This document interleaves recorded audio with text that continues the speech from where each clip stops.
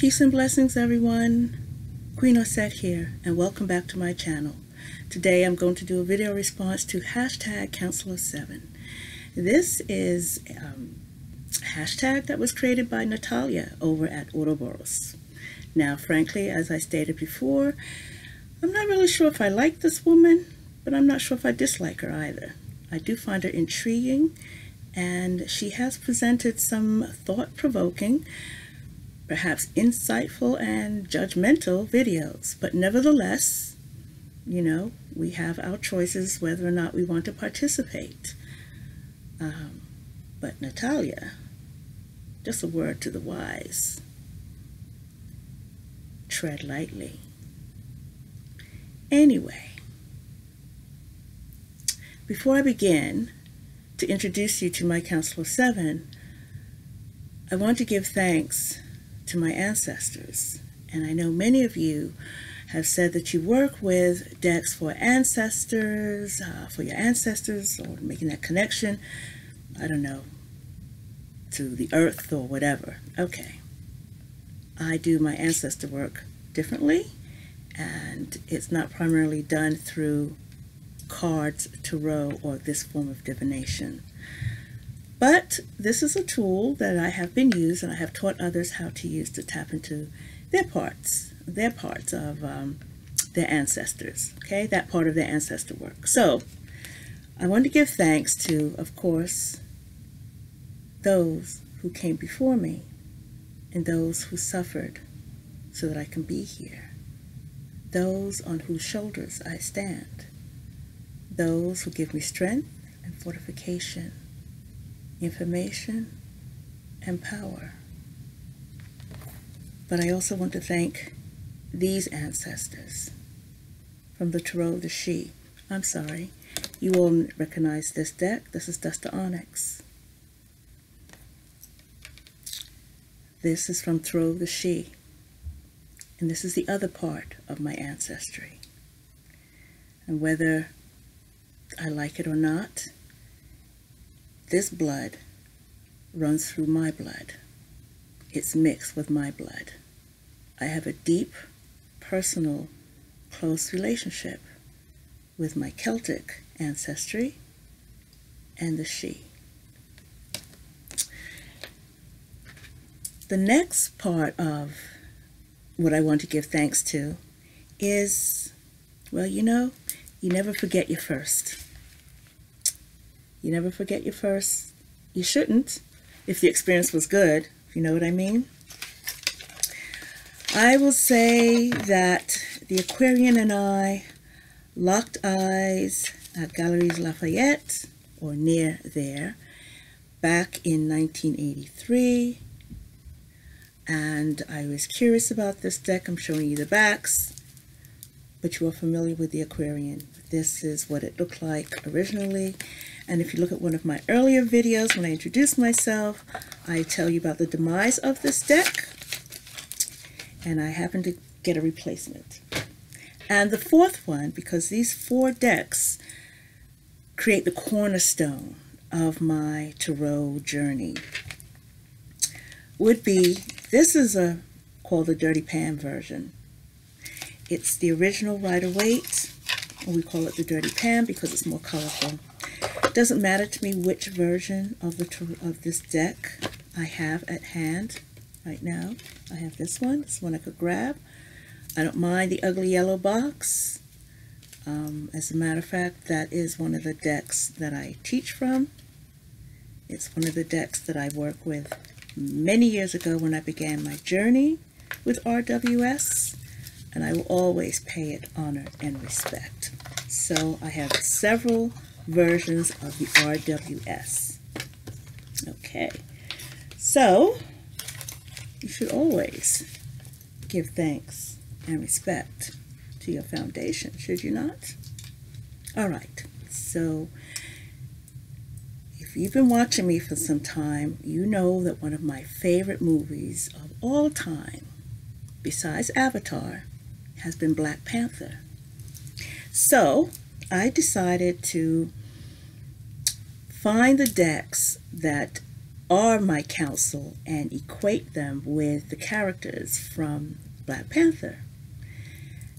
That is the one movie that has been released in recent times that put us in a positive, uplifting, supportive light, where we're not maids, drug dealers, thieves, you know, where we are portrayed as people of power, innovation, strength,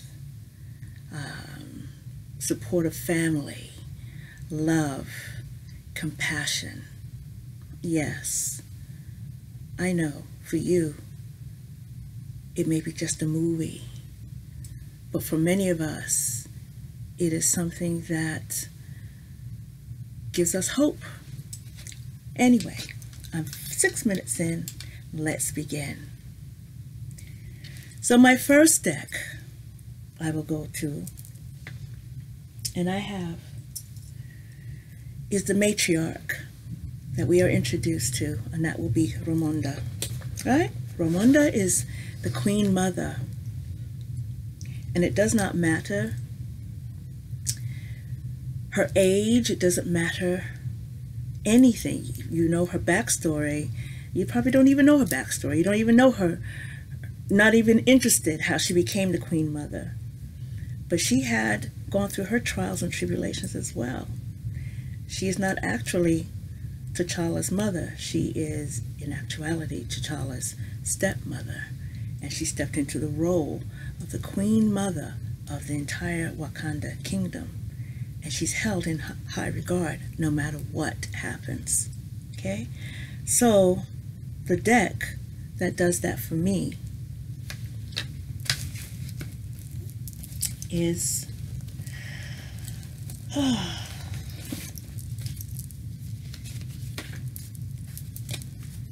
this one.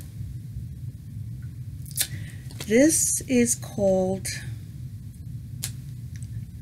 the Little Red One Divinatory Deck.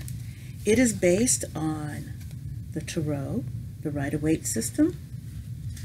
But what the creator did was remove from the minor arcana numbers 2 through 10 and put them in the full expression of what they are. So the reason why this deck resonates so highly for me is because it's close to my ancestry. I mean, why not? Okay. She does show a tower there. And temperance. You know, the court cards have been renamed. I'm not going to walk through of this deck. What I do appreciate are the tens, though.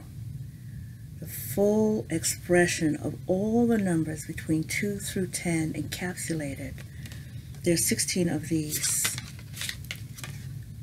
So when I sit down with this deck, I ask, I find myself connecting back to who I am, what I come from, and then I ask my questions. And if I pull one of the 10 cards, it starts to ask me questions, why I feel this way about what I'm talking about, or what I'm addressing it about.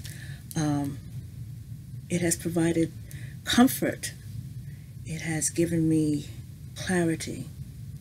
The last time I pulled this deck out was a few weeks ago when I heard about the little girl who had gone missing, I believe in Alabama, and was found in a landfill. And even now, when I think about that, it still makes me emotional. But I wanted to know what was going on with human beings, that we have become so cold and callous. What is it that I am not doing? I felt responsible somehow. I saw this little girl's life pass before me. I saw the future of what could have been gone. She was 3 years old. She didn't even have an opportunity. She didn't even have a chance. And I wanted to know about the cruelty of this world. I'm not I am not, what is the word I'm looking for, unfamiliar with cruelty. But there was a time when I felt that the elderly and children were off limits. But anyway, that deck brought things, I'm not going to say into perspective, but it gave me the strength that I needed to move on. So, the Tarot of the She, ooh, they're talking, quiet. The Little Red One Divinatory deck is out of print, it's unavailable, but it's one that, should my house catch on fire, that's the deck that's coming with me. Not only is it a tarot deck, but it is also an oracle deck. It's like a combination of the two. The next deck that I have is Tarot of the Crone, and many of you are familiar with this. This is by Ellen Lorenzi Prince. She also created the Dark Goddess deck. This is a deck that also has me go deep, peel away anything, you know, that I may have of my day-to-day, and it takes me deeper. And every once in a while, when I pull it out, it just says, child, you still have a long way to go. And I think, really? How much more of this world, there you go, do I need to endure before I have an understanding of what's going on? This deck, unfortunately, is also out of print. So, for those of you who are looking for a deck that provides you with deep, nurturing, foundational information, helps you get back to center, back to who you are, I would suggest the Motherpeace. Ooh, can you see that? And yes, I have the original. I also have a new reprint and a mini. It's a round deck. And thanks to Nina over at Shuffle Fate. I think it's Shuffle Fate. Gosh, Nina, I'm sorry. Anyway, this deck is exploring or experiencing, coming back to popularity. So, thank you for that. All right, so that is Ramonda. Next, I have Umbaku, and I'm only going to say that because this is where I have them right now. So Umbaku was the leader of the Jabari tribe, right? And he is the one that came when T'Challa was to fight to take the role of becoming the next leader. You know, that's part of the ritual. He comes down to the mountain and he's like, I will not have it. I say we will not have it. You have a young one stepping in. So basically what he does, he speaks on keeping the tradition of things. Yes? All right. And as the movie progresses, you know, he's the one that you found out saved T'Challa. He's the one that the Queen Mother, Ramonda, went to. And in spite of being chastised by her at that time, when she went to him, he still saw her as the Queen Mother and told her, do not bow down to me, rise up. So the deck for me, that is Umbaku, serves on my council, is my Tarot Lukumi. This deck is about tradition. Now, keep in mind that we do not use tarot to speak or to connect with the Orisha. The tarot, this one, helps us understand the stories, the patikis that give us the guidance. Okay? It keeps me rooted. For us, the Orisha are not out of reach. They're not unattainable. They're not something that we cannot relate to. The Orisha are all around us. They are quite easily accessible should your heart and your soul and your spirit desire that connection. Should you approach them from a place of authenticity and curiosity and humbleness. Should you desire to understand their stories or our stories, should you pay reverence and learn their names properly, correctly. But you know, we as human beings, we tend to think that we know everything. We can do whatever we want, you know, because these are quote unquote just energies. But these energies have been around for a millennia, and they will be around long after we are gone.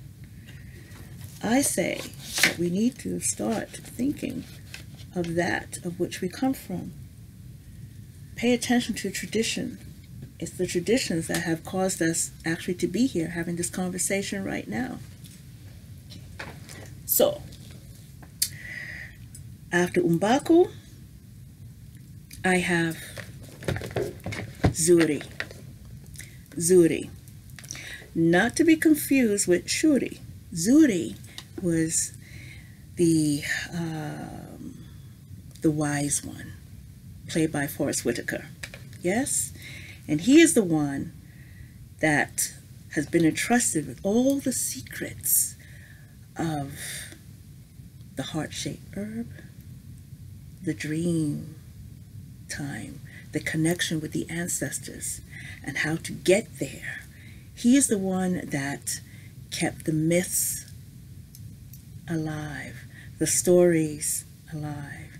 He is the one that was willing to step in when he saw a threat to his culture, his people, to take out someone who posed a threat, even if that person, that situation was one of his own. It was for the greater good that he made his decisions. And sometimes being in that position of being a wise one, you have to be discerning. It's not about, not being compassionate. It's not about being, considerate. It's not ego. There is no place for ego. So I heard about this deck, the Pholarchos, and I heard about it after I had ordered the Minoan Tarot deck. I received, I'm going to put you on pause and I'll be right back. Okay, I'm back. I received, when I ordered the Minoan, I received 2 postcards. And when I saw these postcards, I was like, I have to get this deck. I have to get this deck. It took me to a place that I had visited before, that I was familiar with, vaguely familiar with. But I didn't know. When I looked it up, I had no clue what Pholarchos meant or what it means. So the cards I had received, you can see I still have the postcard, was this one, the Tower. And I was like, oh my gosh. And my students know that the Tower is my favorite card in the deck. I mean, she's being split wide open. I have experienced this. I know what it is to be split wide open so that all that junk that has been lingering inside of you comes pouring out so that new stuff can come in. And then I had this one. It's another postcard. Now in my handbag, I tend to walk around with, a few loose cards that come and a few charms and all of that. My bag is like a hodgepodge. And these 2 postcards stay in my bag. You can see they're worn down. Even the little stamps that she has sent me. Anyway, there's several walkthroughs of this deck. Natalie over at Sanskrit Blue, she's been working with this deck. She's done a walkthrough of this deck. Tracy over 2 Rocks, she got this deck and she trimmed it. I think I'm going to get a second copy because I like how it looked trimmed, but I still love it just the way it is. Okay, so Carmen Sorrenti created this deck based on dreams that she had. And I found a couple of interviews that I'm going to do a walkthrough of this deck. I'm still working with it in my way before I do a walkthrough. This is probably the first time, because usually when I do a walkthrough, I'm taking the plastic off and then I'm hitting the record button and we're walking through it and looking at it together. But this deck is an experience. So I wanted to know what Pholarchos was. What is the meaning of that? What did that mean? And the only thing that I could find was this book by Philip Kingsley, and I'm currently reading it, In the Dark Places of Wisdom. And I know I'm getting long here, but he says there's something that I read in here that tells me about us as human beings.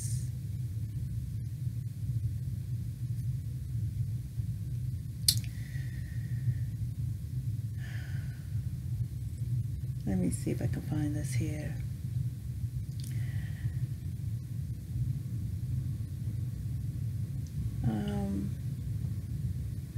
Their concern was to make you realize inside yourself what others might simply think or talk about.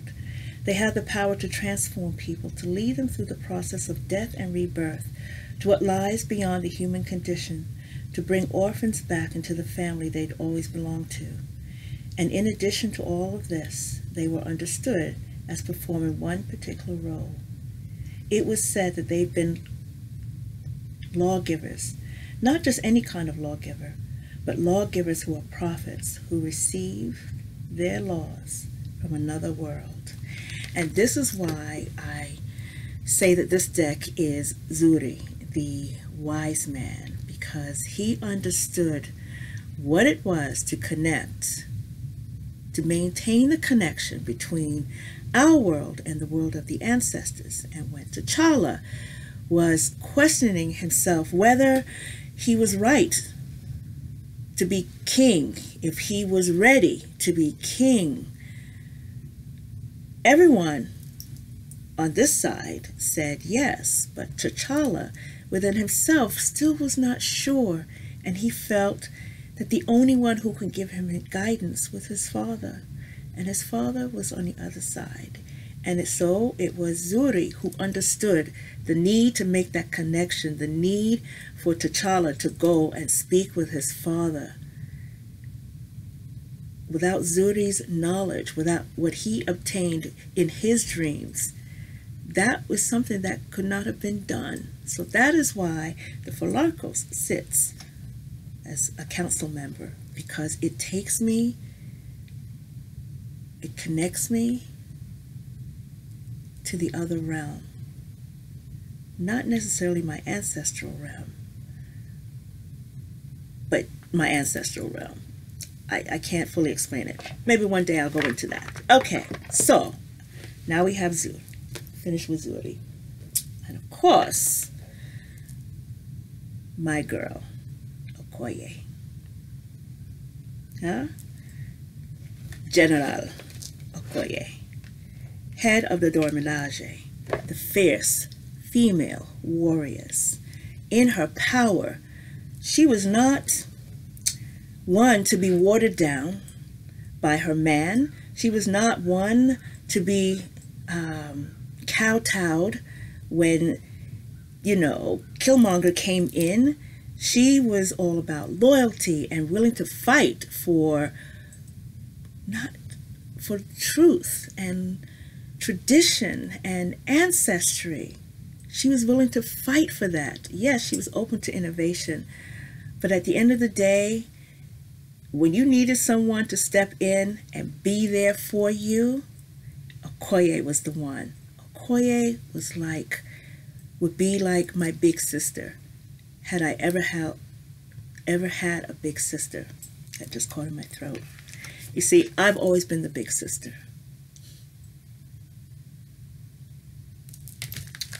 Anyway, this is my big sister, the Afro goddess, Tarot Arcana. Now, it's no secret, when Andrea was creating this deck, I was in full support. I'm in full support. She's currently creating an oracle deck. This deck is fierce. Look at that. It's sexy. It's strong. It's communicative. It tells me that I am powerful, that I too am strong, that I too am vulnerable sometimes, should be vulnerable sometimes, that I must stand in my power.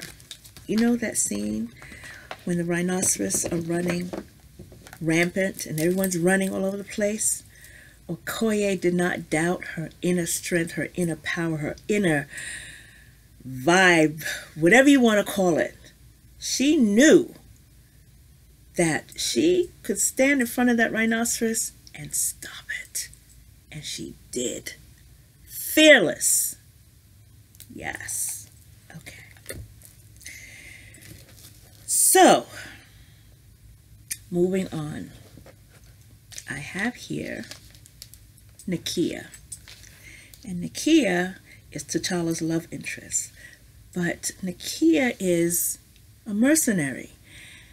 She is one who is curious about the world at hand. And she is one about, she wants to pursue social justice for everyone across the board. She is one of those that can fit in anywhere. Everywhere she goes, she is accepted. She is not looked upon any differently. She recognizes herself in others, and others recognize themselves in her. And for that, I have the large version of the Ancestral path. I recently replaced my small version. If you go back to one of my earlier videos, you know there's a story how I lost that deck. Lost it by giving it away so much, and then it went out of print. But you all have seen this deck. Okay? This is a deck that tells me that I am part of a world that may disregard me, may not pay attention to me, may want to disenfranchise me. But then there are those in this world who will support me and embrace me as one of them. So, that is Nakia. Now, we get to Shuri. Shuri, the young lady, the scientist, the creator, the innovator, the one that questions and seeks and experiments. For me, the deck for her is the pocket Dreams of Gaia. Not the large one. The large one, okay. But the reason why the pocket one is Shuri is because this deck is unlike your ordinary tarot deck. It comes in a different, I guess you could say a different system, right? But what I love about it, and I printed out the guidebook that goes with the pocket. Can you look at this? I printed it out. But what I loved about it are the questions that each card asks you to consider. You probably can't see them. Okay, the questions. See that? Every card in this deck asks you questions for you to think on and ponder. And I know that we are not, you know, highly supportive of guidebooks and we want to throw them away and all of that. But I do like a deck or a guidebook that asks me questions to address, okay? You know, I cannot be an advocate for someone using their voice if I don't allow others to use theirs. And if I don't allow myself to listen to what they have to say. So the Dreams of Gaia pocket, it's smaller, it's borderless, it's matte, just show you a few cards here. Let's see, can we see that? I think so. Let me try to do this. There we go. Same imagery, but I love it for the guidebook. And I think, you know, this may be a good deck for shadow work, simply because of the questions. They can be used as prompts. And to wrap it up, now we come to T'Challa. And T'Challa is a king who has to straddle both worlds, tradition and the modern world. You know, it was the modern world that killed his father. His father had gone to speak, I want to say at the UN, and a bomb exploded. Had his father stayed in that world of Wakanda, he would have been alive. But his father was a visionary, so T'Challa took that on as well. And he wanted to open things up, even though he did it reluctantly. But he still wanted to maintain his tradition. So, for me, that would be this one, the Orisha Tarot. The Orisha Tarot was created by Andrew McGregor, aka Obatalemi. He is a priest of Shango. In creating this deck, I think it is the closest thing to helping one understand my religion without going too far left. I think it's accessible. He has made it accessible without making you feel like you won't know anything. You don't know anything. How can I explain it? So this is not a deck that you would read. It is based on Rider-Waite, but the imagery is not. Okay, it is one of those decks that I would suggest that you do use the guidebook for. Upside down. Okay, some imagery, sure, you have an understanding of. Okay, and some you may not. Okay, unless you read the guidebook. And I would suggest that those of you who want a better understanding of the Orisha, perhaps you look into getting this deck. It straddles both our tradition, or the traditions, some of the traditions. No, that's not what I want to say. It's traditional in one aspect. I appreciate Obatalemi talking to our elders to get verification, clarification, a better understanding of how to create this deck and bringing our tradition into the modern world, allowing the modern world a peek, a taste of our religion. So if you want to know a little bit about the Orisha, some of the symbology, some of the things that we do, I would suggest that you get this guidebook. So this deck sits on my Council of 7. Now, I'm going to bring this to a close. I think everybody had like quick videos. Okay, I am going to give one honorable mention. Not necessarily, I'm going to give one honorable mention, and then I'm going to talk about why it is not my Council of 7. And if it's probably part of my, what is it, the thumbnail thing. Anyway, I have an independent deck here. And everyone should have, I know it's Council of 7, but everyone should have that one who is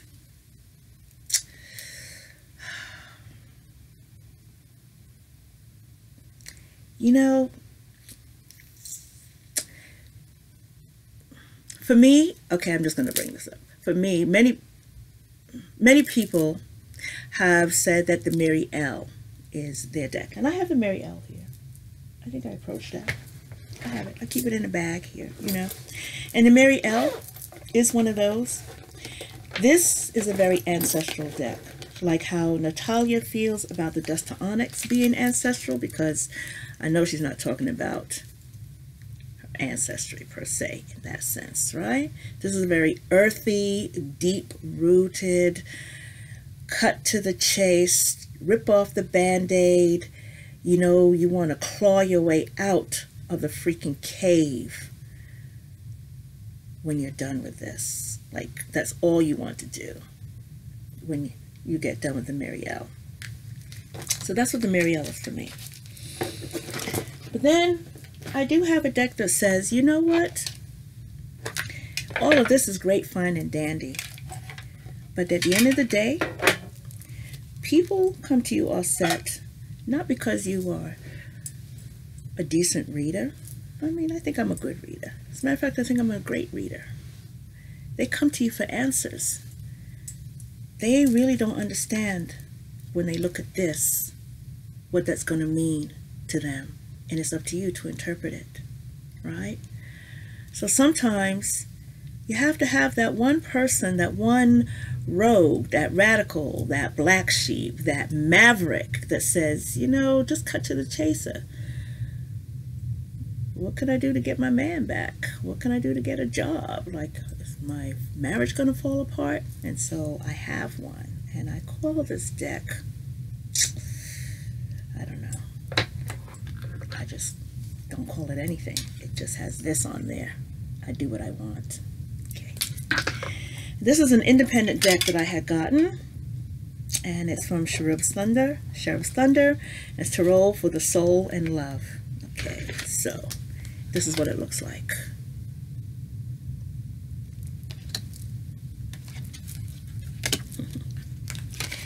It's straight to the point for me.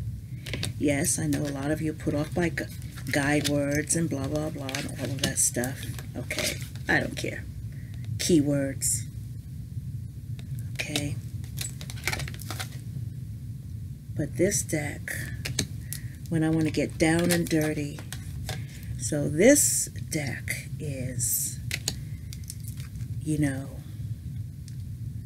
the guy in the vest and the jeans that hug his hips and Timberland boots, who gives you that look. Yes. And it's the girl